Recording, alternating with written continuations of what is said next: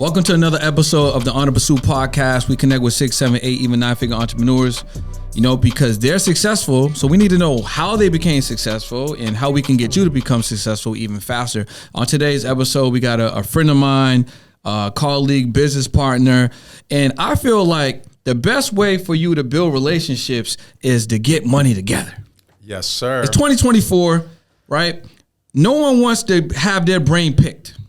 Nope. No one wants to have their time wasted. Yes, sir. You know what I'm saying? So if there's anyone that you want to connect with, find an opportunity for you to flow some power, flow some energy, or put some money in their pockets. And with that being said, let me welcome you to today's episode and my guest, Cesar Hernandez. What's up, bro? You almost forgot about the dab, bro. Come on, bro. Listen. So we got to open up, and we're going to open up like this. So I was thinking about this the other day, bro. How do we connect again? Who connected us? We connected on social media. I know, but who connected us though? I think we were just commenting on each other's really? Stuff. So all right. So this is a power of social media, y'all. I definitely saw Cesar previous, and I guess he noticed me as well. So neither one of us remember how we connected, but we connected. And initially there was mutual respect because I saw what he had going on, and as you can see, the guy's dapper as hell. You know what I'm saying? Yes, he's making me like, yes, I was like, damn, I have to step my joint up. But in fact, I made some custom suits. I got to show you. Not suits, but like track suits or branded. So I'll show you. Dude, that's still legit. Yeah, it's all about, and I got a concept around that, but we could dive deeper in it, but it's important. No, 100%. So I'm gonna show you. We can talk about that off camera.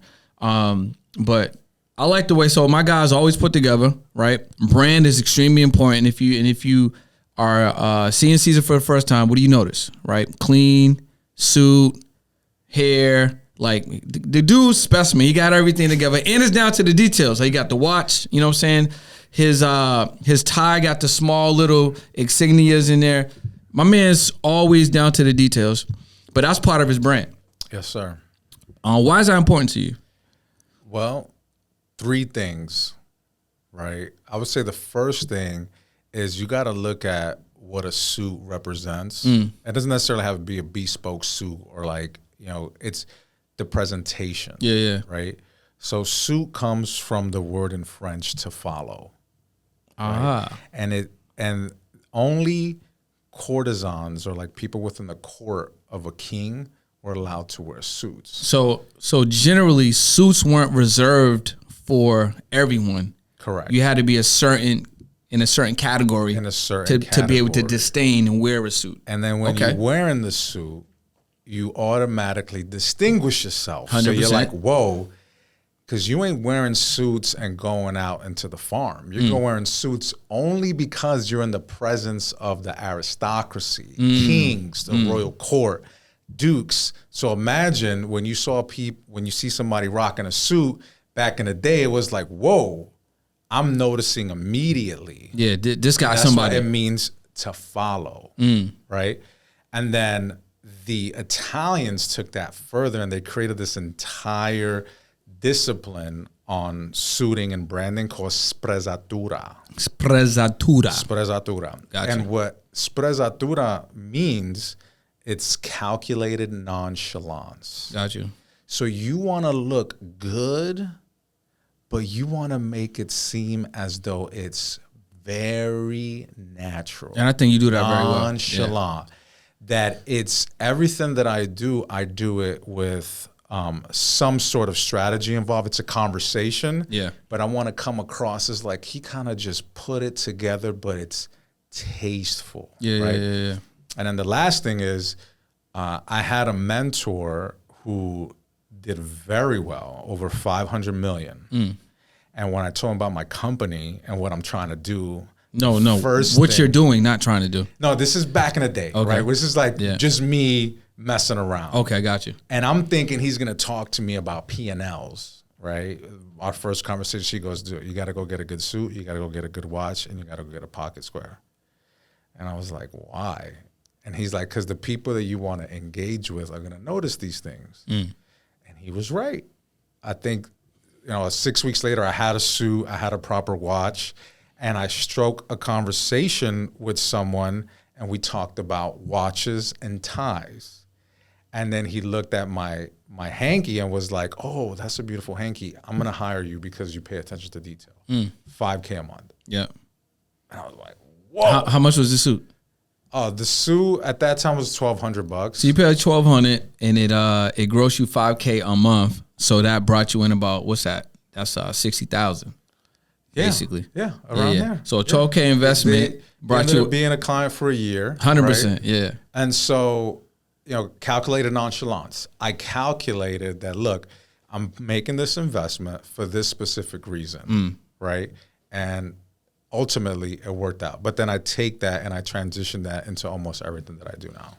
And I would say you do that calculated nonchalant, because every time I see you, the presentation's there. And you do, the energy is like, this is just me. Like, so you ain't, I know there's a bunch of people that they may have a certain presentation, but it doesn't seem like it's nonchalant. So I would agree. You wear that very well. So one thing you mentioned was with the calculated nonchalant was investing. Correct. Right? Yes, sir. So let's talk about that a little bit, because I've noticed a lot of people look at investing as expenses. So why is it important for, let's say you, for instance, first, why is it important for you to invest in yourself? And then let's just talk about people in general that are looking to grow as business people, as entrepreneurs, maybe just in a relationship, because there's some investing that goes into that as well.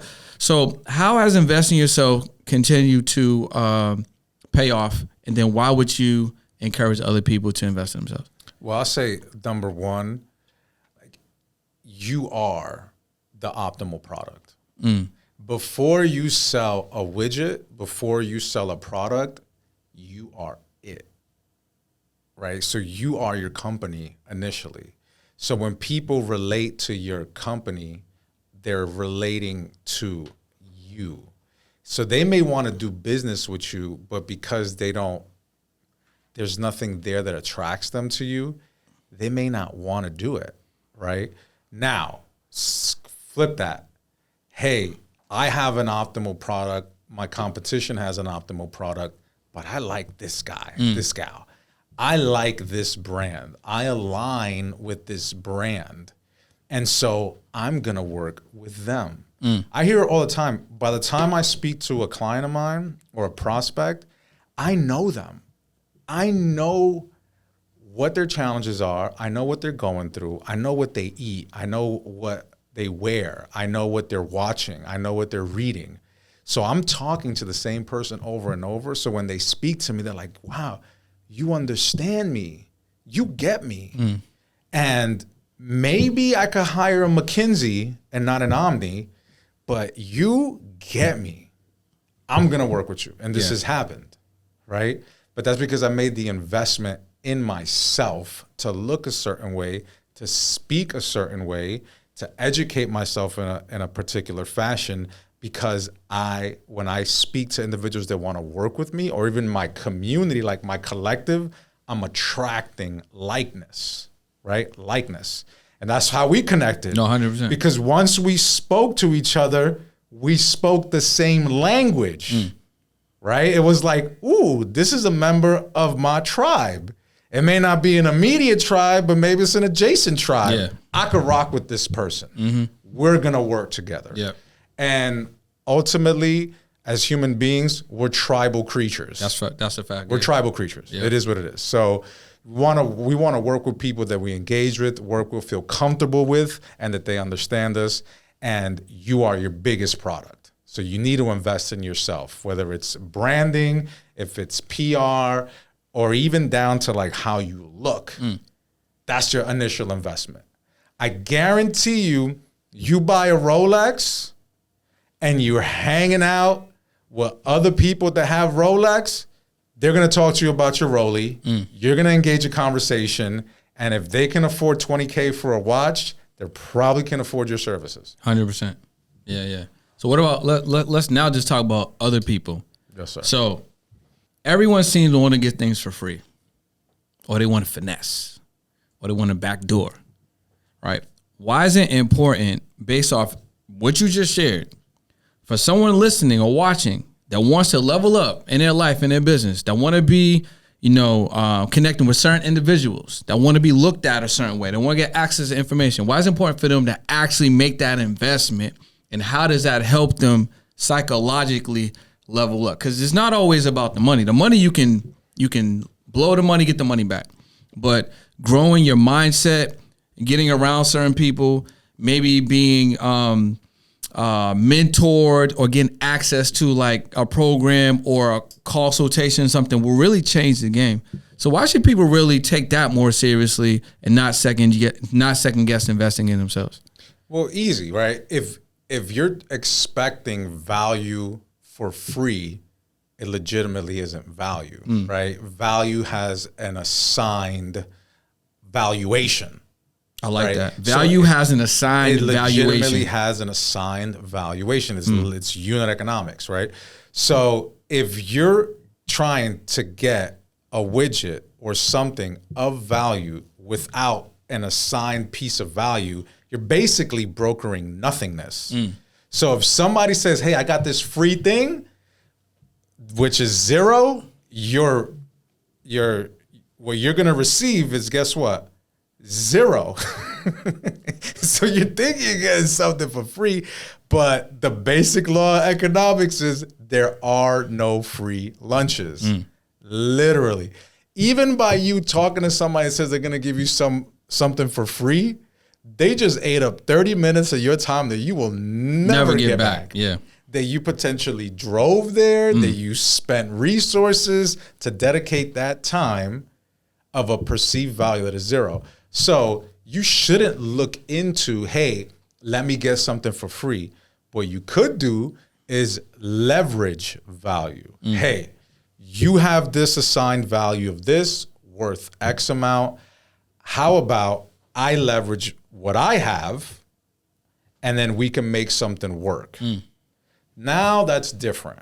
But if I was like, let me just be a consumer, you're going to think it's something for free, but in reality, there's no value there. And that's where scammers live. 100%. That's where scammers live. Yeah, and they kind of thrive in that environment.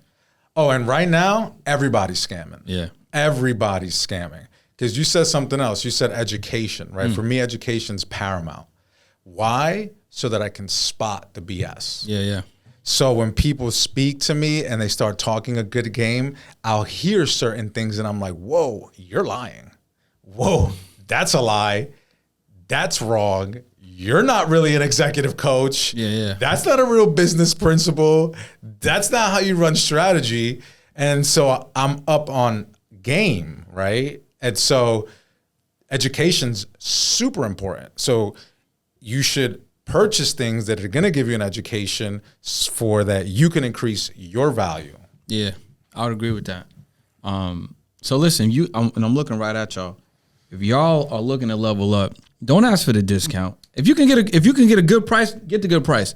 But don't haggle for the discount, because if you got products and services, you don't want them haggling you. You know what I'm saying? People, they will react based on how you buy. So if you're someone that's going to be haggling, that wants to get things for free, that want to pay the lowest price, when it comes time for you to sell your products and services, they're going to do the exact same thing to you. You don't want that, right? I'm happy to pay people at that level for that product, for that premium product or service, right?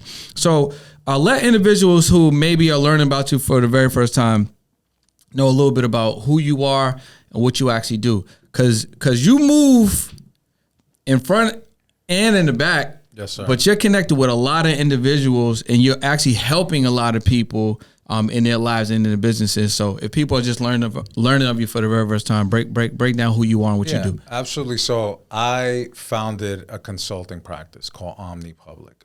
And depending on who you speak to, they say, oh, they do PR. Oh, they do lobbying. Oh, they do government relations. Oh, they do strategy. Oh, they do go-to-market, right? The reality is we're a consulting group with different practices, right? The practices that we excel in is communications. So PR is the lobbying. So that is changing laws for the benefit and the objectives of like our clients. Yeah. For, you know, I would like to think for the ultimate good. That's why I started my own agency. We do strategy and public affairs, which is like the amalgam of those two. So how do we shift public opinion in the favor of our account, our client, right? And so the reason why I got into that and why I love it is because we're able to work with companies. So for example, I work with Tesla, Uber, Hyperloop, right? Ford, Porsche. At this point in my career, we're 350 companies. But when I was working with them, like say for instance, Tesla was the rollout of the Model S and creating public-private partnerships in the Southeast United States, right? With transit authorities and transit agencies. Now you see Tesla and what it's become. And I love to know that I played a little part in what that is, right? The scooter company, right? Bird Rides, right? Fastest billion-dollar valuated company in American history. We helped them with the rollout across the state of Florida, right? So if you rode a scooter, we help create the laws so that people can consume this kind of technology. Yeah. Right? There's things that I'm working on now with say like Hyperloop and transportation that aren't going to be extant for maybe 5, 10, 15 years, but I help lay this groundwork, right? That is big time entities and companies. However, when I work with individuals, I help them become titans within their industry, right? I help them magnify their voice, whether through traditional media or working with individuals like you with the new media, podcast, influencers, real views, right? YouTube, things like that. And we help to orchestrate these two arenas so that they can either provide a benefit to society, roll out their product, right? And also really try to impact more lives. So in order for people to work with me, I also got to believe in what they're doing.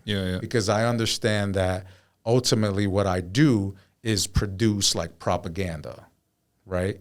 And so I'm not going to get behind things that I actually don't believe in. Got you. So one thing you said, right? You talked about lobbying. Yes, sir. Really quick, right? So when I think about lobbying, isn't that like legal bribery?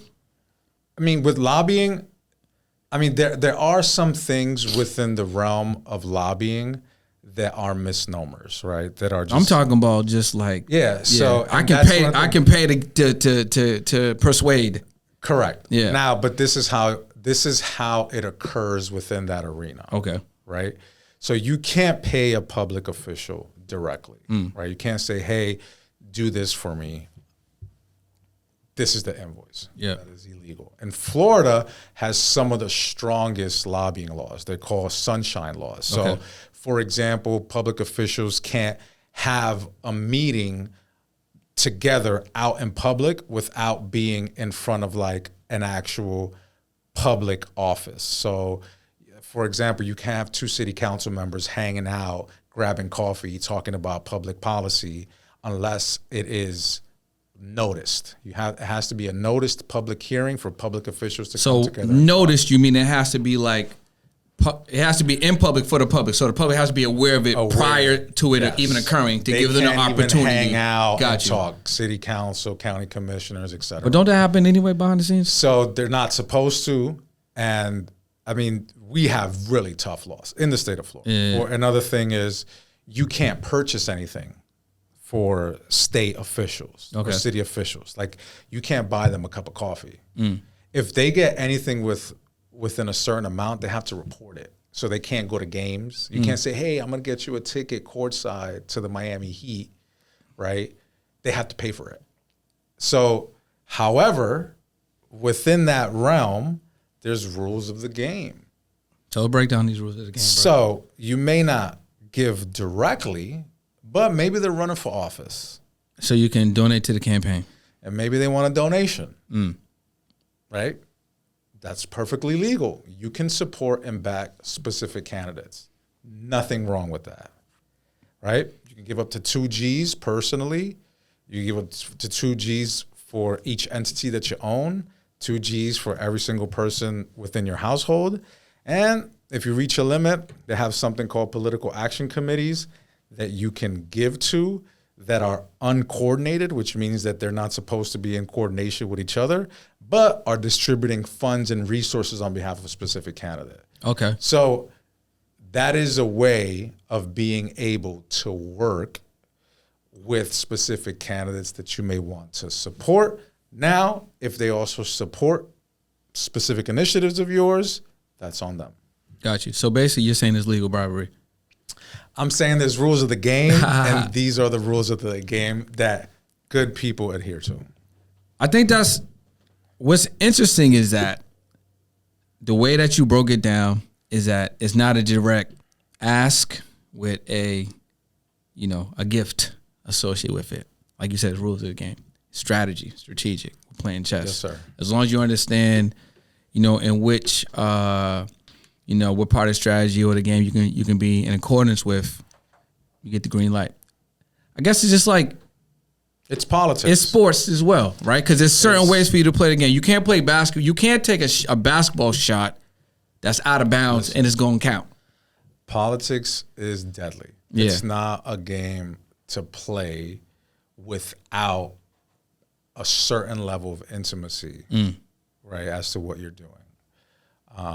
I know my role. Like, the only things that I work on, right, as a lobbyist is something called procurement, which is specifically how enterprise level clients can work directly with the government. So, like, say the scooter company, right, Birds. So we represented them across cities in the state of Florida so that they can enact charters so that they can be deployed. Yeah, that makes sense. So it's procurement. Yeah. But I only work on procurement projects that I believe in, tech projects, right?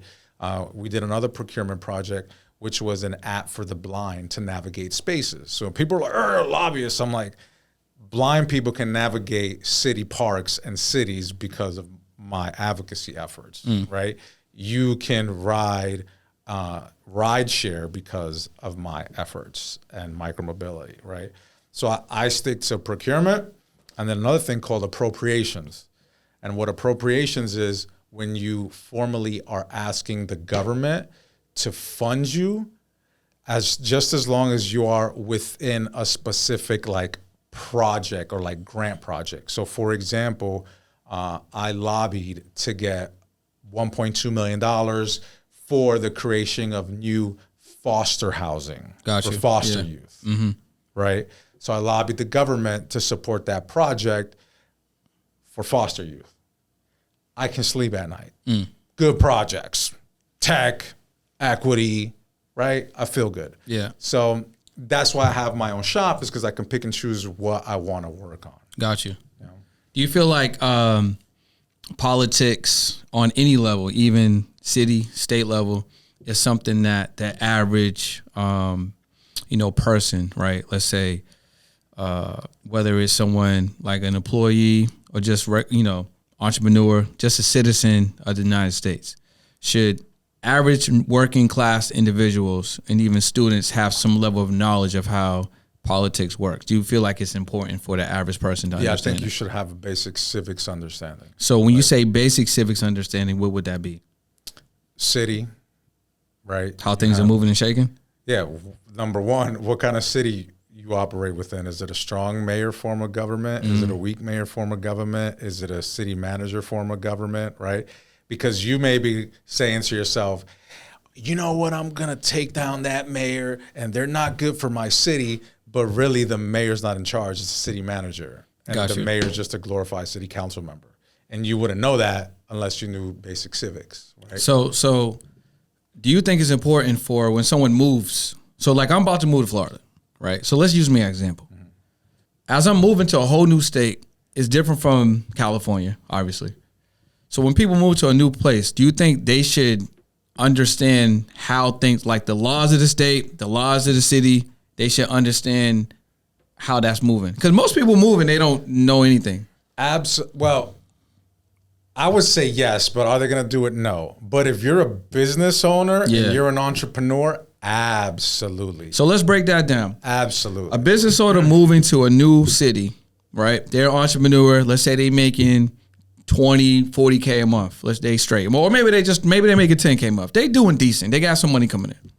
What would you say are a couple of steps or a couple of places they should ingratiate themselves with so they can be, maybe connect in the city or just have knowledge of how things are going that would help them, civically? Whenever you move into a different region, and this is what I'm legitimately going to tell you. No, I'm asking. What I practice and what I learned at probably the top schools in the world. And I think this is important information, and this is kind of why I wanted to touch on it, because I guarantee most people are not doing this, especially business owners and entrepreneurs. No, and if you want to be successful in a specific environment, you have to be cognizant of these things that I'm going to say. All right, break it all down, Cesar. All right. Any city, any region has rules. All right, hold on. First of all, I mean, I'm going to have everything recorded, but I'm going to take notes because we're going to make some short form content ASAP, ahead of the pod, so we can get it out to the people. Okay. All right, go ahead. I'm taking the notes. So any city, any region has rules of the game. They are perceived and unperceived, right? It's just how this ecosystem has naturally developed over time. The best of us can identify those rules and adhere and operate within them. The worst of us will try to come in and try to do things their way, and they get kicked out. 100%. Makes sense. Right? Yeah. And sometimes they get kicked out, don't even know they're kicked out. So you want to look at these arenas. Number one, media, right? What is media? You got to look at what people are reading, right? So business journals, wealth magazines, look at that, especially the business journals, business section at the local Herald, whatever, what have you. The more and more you peep that in the morning, the more and more you'll see the same people popping up, same articles. Those are credible actors. Every month, they're writing about them. Every month, they got something else going on. Every month, that's a gatekeeper. So the gatekeeper would also be, and I just wanted to kind of, since we're going through it, the gatekeeper could be the journalist, the one that's capturing it, because that person active, but then also the person that's getting written about. Even more so, it's the publisher. The publisher too. Okay, so we got the publisher runs the business side of an enterprise of a platform, right? The publisher, the president of that local journal. You want to have an audience with them. Makes sense. Because they know they put out these lists, 40 under 40, Yep. top 5 businesswomen, top 50 Floridians. Yep. They know. You want to follow that. You should wake up in the morning, first thing, just scan your local biz journal. 100%. I like that. First thing. We giving y'all heavy game right now. This is media. You want to know. This is, and when I've consulted for candidates, when I used to do more political consulting, I was like, you got to read the biz journal every morning. Smart. And it takes 15 minutes. It's not a lot. Just scan. Done. Within that, there's also going to be a paper that only covers politics. So in the state of Florida, read Florida Politics. And they have regions. This tells you who's running for office. Yep. Candidates. You want an audience with a future policymaker, you don't try to get an audience with them when they're in. You want to get an audience with them when they're running. 100%. They will respond. Yeah. When they're already sitting at the head of the Foreign Affairs Committee for the U.S. Congress, you ain't touching them. But maybe 15 years back, and they're running for their first seat on city council, and you believe in them, forge a relationship. 100%. Because here's what happens. People are running, and hey, maybe that person also got featured in a business journal because they have a company. 2 notches. That's somebody of note. So media, who's running for office? I like this. Who's doing what? Hope y'all paying attention. So that's media. The next thing, industry. Every region has an industry that feeds it, regardless of trends, right? Miami's not run by tech. There's a tech boom. But there's an industry there that is not tech. Yeah. These industries are the foundations of cities. Yep. They're legitimately the foundations of cities. Irrespective of who's coming in and out, that's always going to be a staple. Staple, yeah. Right? How do you find the people that are making moves in the industry, right? You look up the chambers of commerce. Yep. Everybody got a chamber of commerce. Go to a meeting. You're going to see who's on the board of the chamber of commerce. Those are the leaders. You want to look at who's on the board of the chamber of commerce. And if you really want to deep dive, look at who's on the board of trustees of the biggest university in your town, because those positions are only divvied out by the governor, typically. And the only way the governor's dishing out a position as a trustee is major donor. Now you're mapping out, hey, these are some people that are heavy hitters. These are people that are leading industry. This person's the CEO of the major electric company and sits on the board of trustees. That's a player. Where am I going to get an audience at? The Chamber of Commerce. Yep. Chamber of Commerce. Hope y'all are paying attention. I hope y'all are really getting this. You can either shoot an email, yeah, or you can just show the Chamber of Commerce. They're right there. 100%. You can either shoot an email when they're in Congress, or you can hit them up when they're doing a reception at a coffee shop running for Congress. Facts. Right? You can either just read about these people that are consistently being placed in the Business Journal, or you can attend the Business Journal event and talk up the publisher. 100%. Now you start to map everything out. And then here's the next piece. Government. Who is the leaders of government in your cities? So say but you got to look at your city. Say if you're in Oldsmar, the mayor in Oldsmar isn't a strong mayor. It's more like a city council member. The city manager holds power. Now, if you're in Tampa, it's an executive mayor. So she has a lot of power and authority, right? Very different. Same title, very different. How do I get an audience with these individuals outside of me trying to send them an email, right? I guarantee you that elected public officials, they endorse and support people who are running for office in their own parties. So when you're reading, hey, candidate X running for Congress is hosting a reception at XYZ location, look at the invitation list. Hosted by the mayor, hosted by the commissioner, hosted by, now you're going to a reception, maybe it's a $250 ticket. You got the mayor, congressional members, state senators, state reps, all hanging out for you. Yep. And that's when you start to invest in yourself. We talked about earlier. That's when it start coming all back. That's worth the $250. Back and you're not looking legit. Yeah. They will automatically know you don't belong there. And check this out. You invest in yourself, because I'm going to bring it all back. You invest in yourself. You attend those spaces. You got your plan that we just talked about, especially if you're a business owner or entrepreneur who just moved to a city. You got this tactical strategy that my man gave you, super high level, for free. I hope y'all paying attention. But then you step in there with the presentation.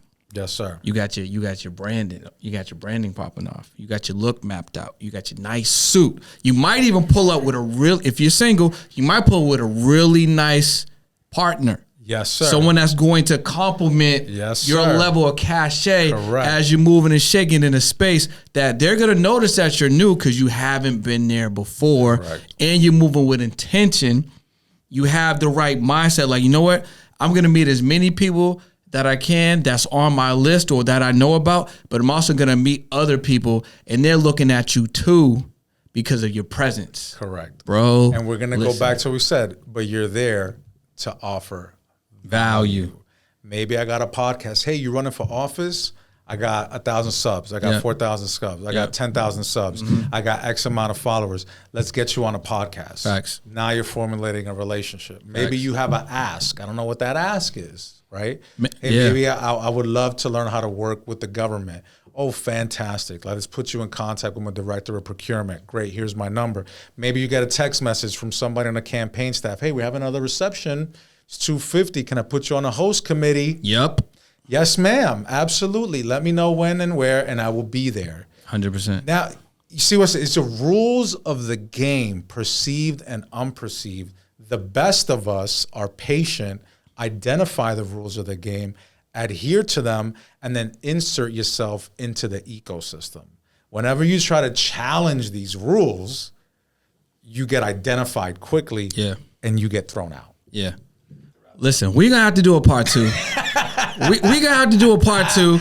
Listen, if y'all were paying attention, if you're moving and you want to have real impact, like let's say you want to take over a city or you want to be known in the city, Cesar just gave you a tactical strategy that's 100% win. You will be known by some of the top movers and shakers in the city. And if there's competition in your city, you're going to smoke them, especially if they're not doing any of this.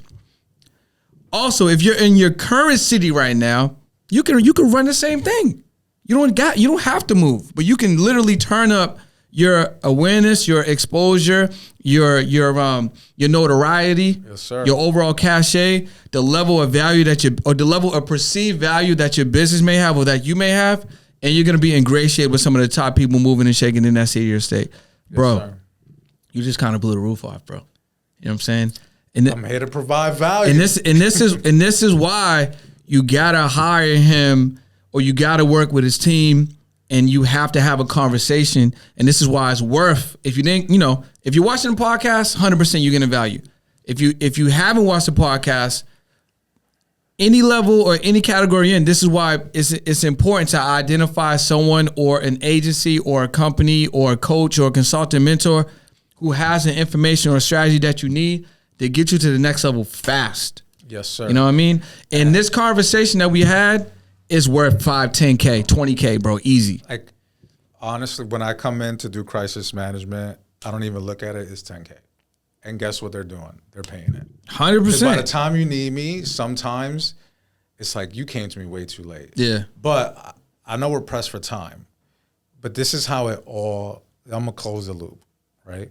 A good consultant in PR, in public affairs, in government relations, in strategy is going to navigate these arenas. So everything that I laid out for you is exactly what we would do. I would get features in the local biz journal, right? I would then go ahead and see who are the movers and shakers. What are your objectives? Let's put you on some receptions. Let's put you on some committees, right? Who are the tastemakers and opinion leaders? Do they have podcasts? Are they hosting Twitter spaces? Let's get you in that conversation. Do they have meetup groups, right? These arenas are the arenas that an effective strategist, if insert any widget, this is what you do. 100%. Insert widget X. Yeah. Here's how you, and what this is called, it's called non-market strategy. Non-market strategy is anything that impacts the widget that has nothing to do with the production of its. 100%. And this is what it is. Yeah, bro. Listen. All right, look. This has been 40 minutes of straight heat. I hope you guys are at a self-awareness level where you can digest the information that Cesar broke down for you.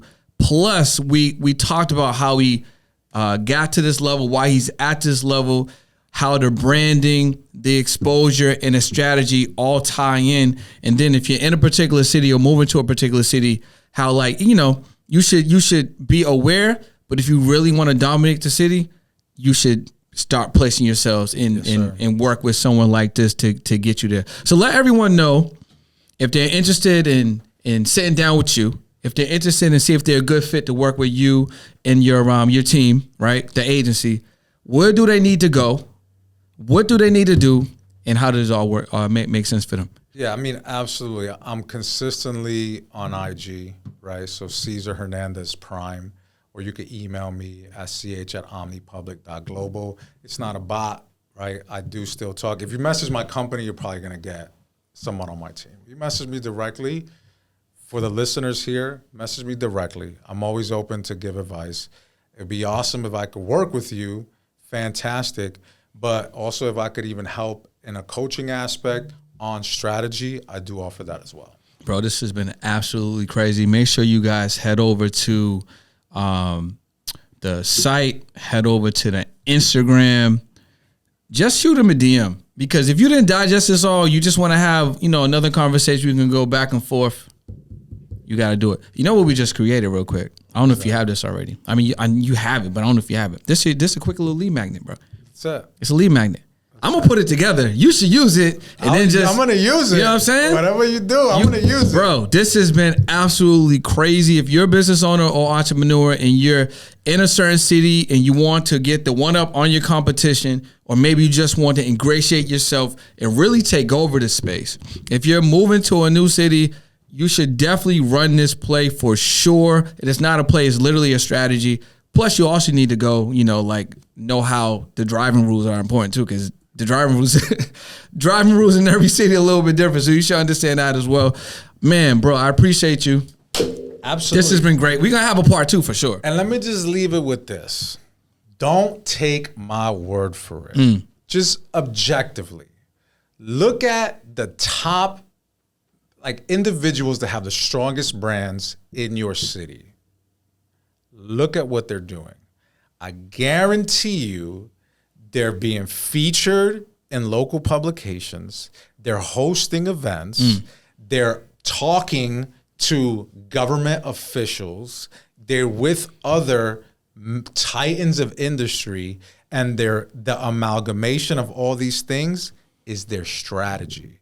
This is what I've learned at working with some of the top startups in the world. Name one entrepreneur, look at what they're doing. I guarantee you they're doing these things. All I did was I put it together for you and I mapped it out and showed you the strategy. 100%, y'all. Listen, this has been another episode of the Honorable Pursuit Podcast. I'm with my brother. You're going to see us again. We definitely got to talk about more in part 2, because him and I could just go on forever. We're a little pressed for time today, but I hope you guys got all of this information condensed for you. He gave you a blueprint. He gave you a strategy. And you should run this 100%. Tell them one more time what the Instagram is so they can tap in with you. Yeah. Reach out to me, Cesar Hernandez Prime on IG, or you can even shoot me an email, ch@omnipublic, one word, .global. 100%. We'll see you guys on the next episode.